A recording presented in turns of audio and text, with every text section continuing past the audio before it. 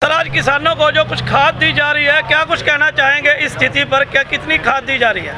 Sir जी, जो हमारे जाखल में इससे पहले एक भी गट्टा खाद नहीं आई थी। जाखल के किसान संगठनों ने मिलकर पहले बहुत बड़ा प्रदर्शन किया था, जिसमें एडीओ तक को बंधक बनाया गया था।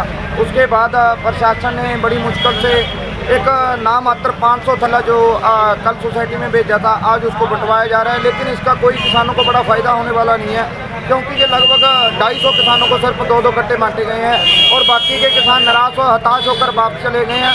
और उनका सरकार और सिस्टम प्रशासन से बिल्कुल भरोसा खत्म होता जा रहा है, क्योंकि अभी जो किसानों की बिजाई का टाइम है, गेहूँ की बिजाई जो 25 अक्टूबर से लेकर 15 नवंबर तक का किसान बिजाई अपनी खेती पूरी कर लेते हैं, वो किसान अभी बिल्कुल भी अपना बिजाई का नहीं, उन्होंने एक धान का पूरा काट रखा है, लेकिन गेहूं का 1 एकड़ तक बिजाई नहीं हुआ।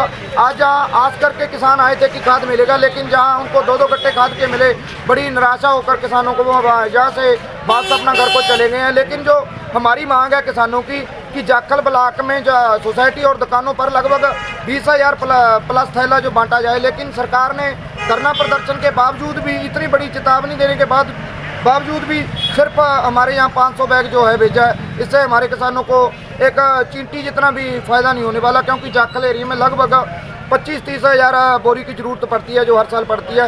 5-7 हज़ार किसानों ने इधर उधर से अपना एडजस्टमेंट किया है बहुत महंगे रेटों पर, लेकिन जो 20,000 प्लस बैग चाहिए, उसमें से 500 देकर ये कहना कि किसानों को खाद दे दी गई है या भेज दी गई है, ये सर किसानों के साथ नाइंसाफी है। तो सरकार और विभाग क्या कह रहा है सर, वो कब तक मुहैया कराएंगे?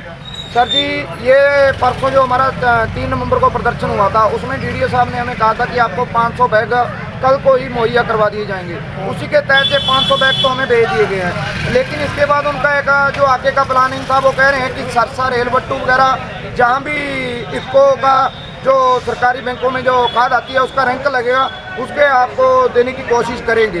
कोशिश है सर, अभी कोई पक्का वादा नहीं है प्रशासन का कि कब तक हमें जो डीएपी है दोबारा मुहैया करवाई जाएगी। और दूसरा, हमने प्रशासन को बताया था कि जाखल के जो दुकानदार कालाबाजारी में पकड़े गए थे, अब उनका 27 अक्टूबर को लाइसेंस जारी हो चुका है, लेकिन वो किसानों को तंग करने के लिए अपने नेताओं को मोटी रिश्वत देकर, उनको लालच देकर, वोट का लालच देकर हमारे जाखल के किसानों को तंग कर रहे हैं। ना तो वो खुद खाद मंगवा रहे हैं और ना ही जाखल में किसी दूसरी दुकान या सोसाइटी में खाद आने दे रहे हैं। वो पूरे सिस्टम को उन्होंने हाथ में लिए हुआ है। हमने उस दिन विभाग को कहा था कि जो भी इसमें जांच कीजिए, जो भी बनते आरोपी हैं उन पर कार्रवाई की जाए, ताकि किसानों को सही ढंग से जहाँ खाद मुहैया हो सके। तो सर, जैसे कि इतनी कम मात्रा में जो खाद आई है, इससे फसलों पे क्या असर पड़ेगा, क्या कुछ नुकसान होगा? सर जी देखिए, आज से 10 दिन पहले हमारी ये गेहूँ की बिजाई पूरी होनी थी, लेकिन अभी तक हमें आज 500 बैग मिला है। इससे तो बिल्कुल कोई बिजाई का फ़ायदा नहीं होने वाला, क्योंकि जो पट्टे हैं, चारे हैं, उन्हीं में जो 500 कट्टा खपत हो जाएगा।